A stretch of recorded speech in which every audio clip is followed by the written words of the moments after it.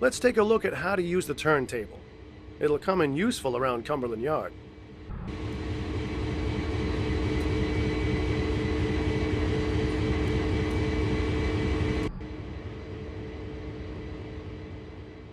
There are two key components: the table, which must be locked in place to use, and the control cabin where the table is operated from.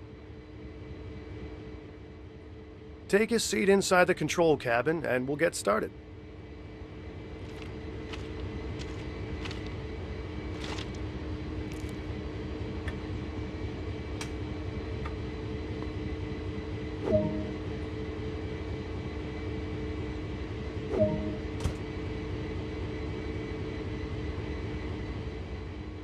On the left is a monitor to view the action outside.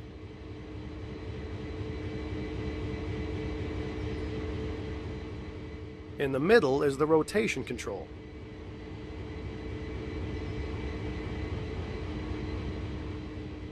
And on the right is the table lock control.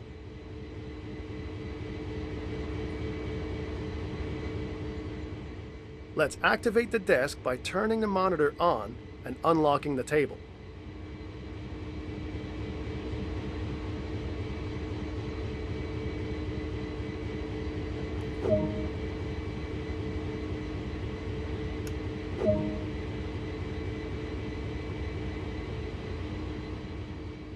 Now we want to rotate the table to point towards the nearby locomotive. Click and drag the rotation control to move the table in the direction you need. Let go of the rotation control as the desired track nears the left side of the monitor.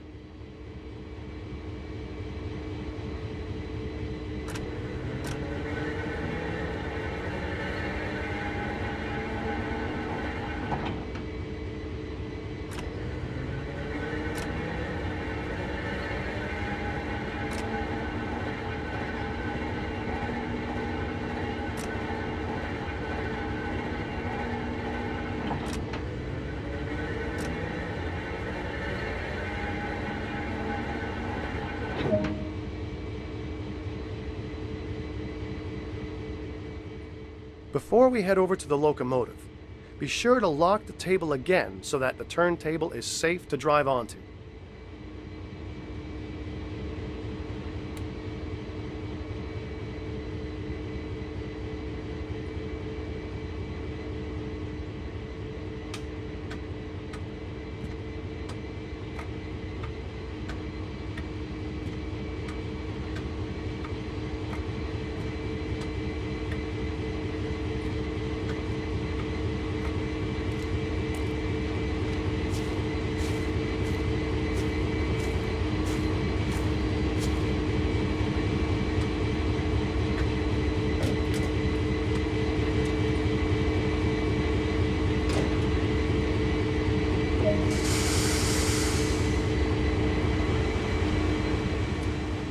As you drive onto the turntable, take it very slowly so you don't overshoot. Going slowly also means that not much brake is required to stop.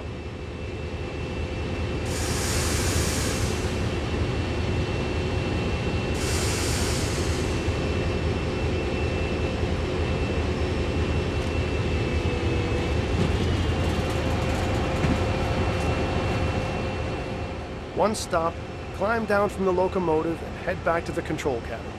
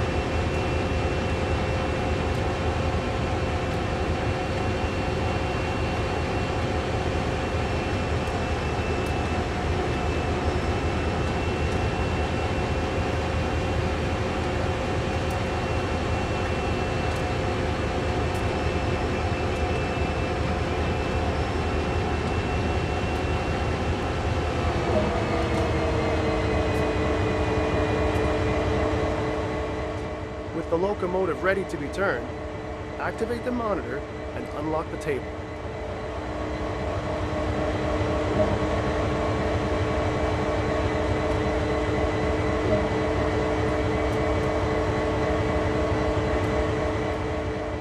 Using the rotation control, turn the table and locomotive to the indicated track.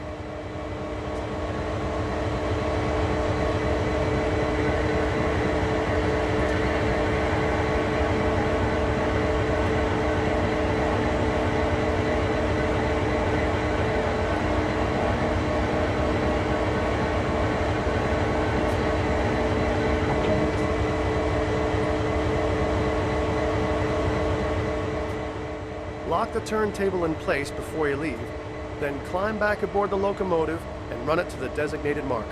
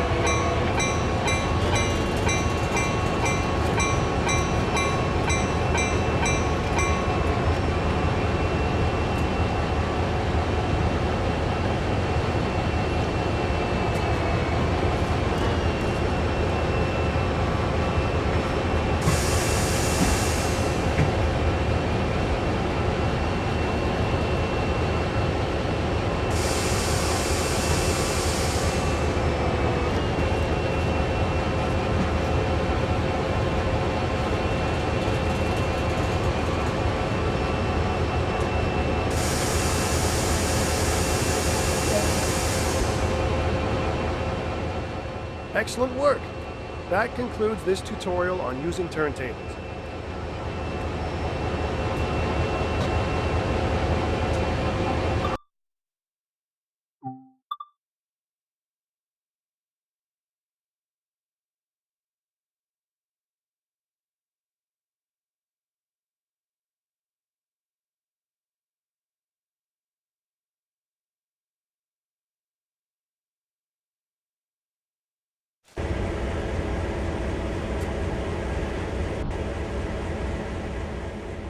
Refueling is an important part of keeping a locomotive running, so let's go over how we do it.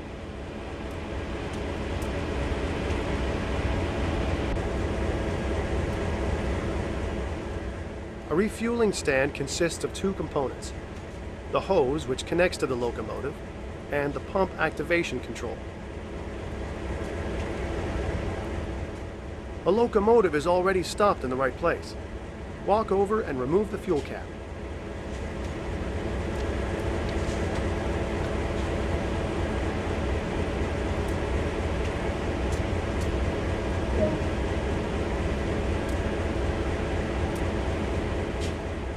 Now, go and pick up the fuel hose.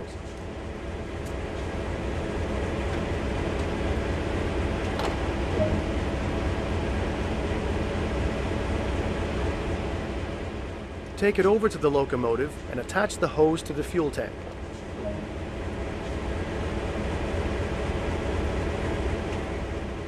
Return to the fuel stand and activate the refueling pump.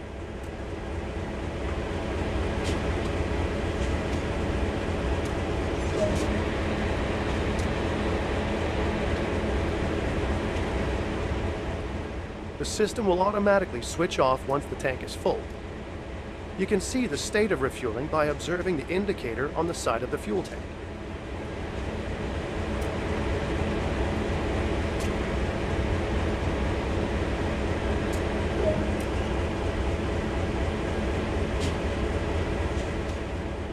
Pick up the hose and put it back on the fuel stand.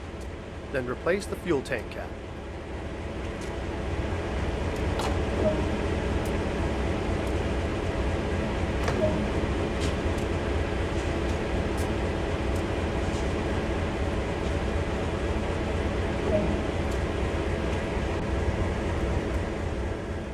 And that's all there is to it.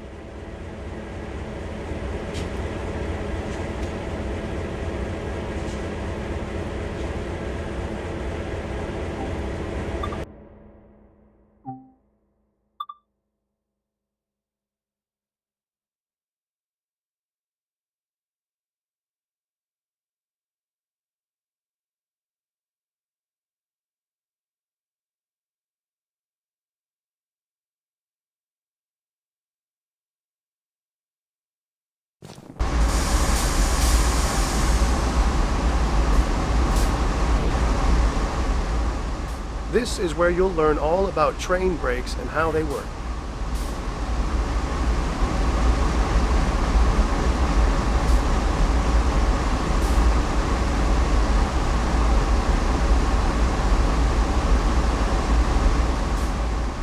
On this locomotive, there are 3 braking systems available to the engineer.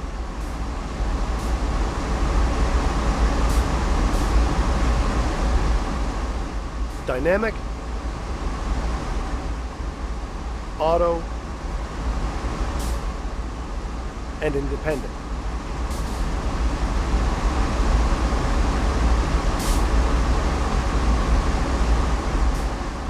Dynamic brakes work by reversing the polarity of the traction motors. When a train is moving, this action causes resistance against the turning axles. As this system only works when the axles are turning, this means the dynamic brake cannot stop a train, only slow it down. Train or auto brakes work by controlling air pressure in a brake pipe that runs the entire length of the train. This pipe connects to brake cylinders located on each individual car. In turn, these cylinders push directly onto the wheels to slow them down.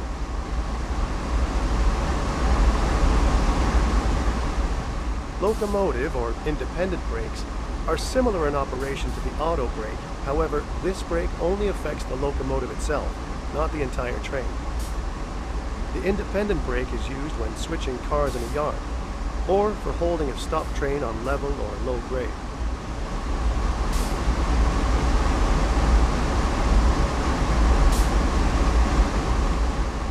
When the auto brake is applied, it directly affects something called the equalizing reservoir. Think of this readout as the target pressure for the air-controlled brakes on the train.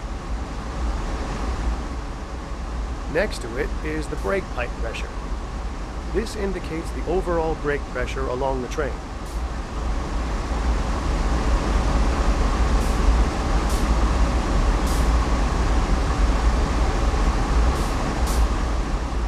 So, as the engineer, you set a desired pressure via the equalizing reservoir, and then the brake system will react to match this target.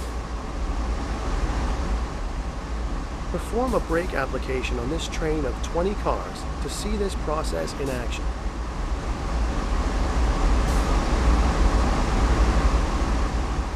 Using the auto brake, reduce the equalizing reservoir.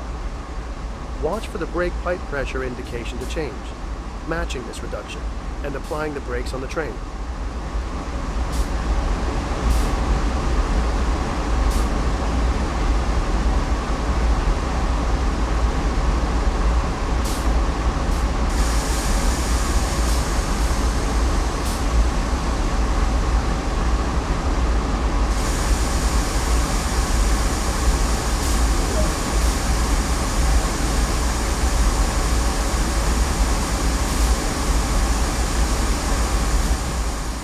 Now let's see this same process on a much larger train. Head over to the adjacent locomotive and climb into the cab.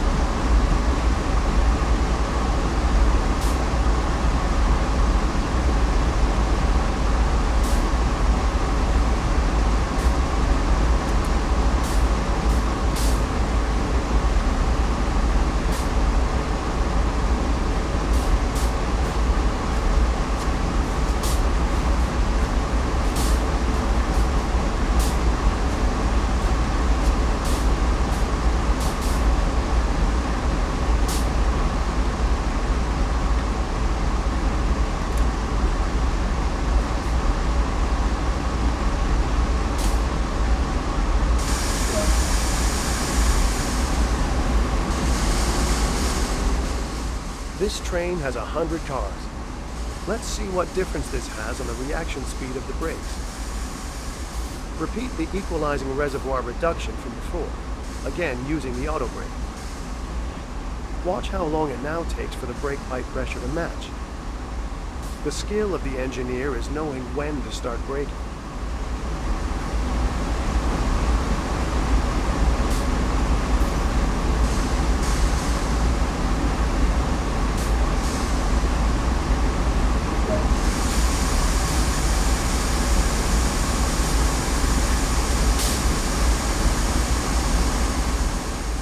Now that we have seen the brakes apply, let's see how long it takes to release them.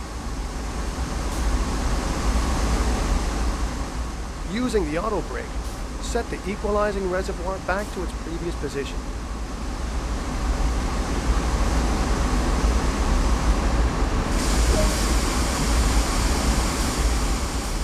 This action triggers the brake pipe.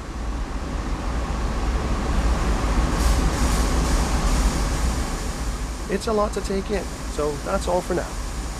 The key aspects to remember are brakes take a while to apply, so plan ahead and be patient. And the brake pipe will only begin to recharge when the auto brake is put into the release position.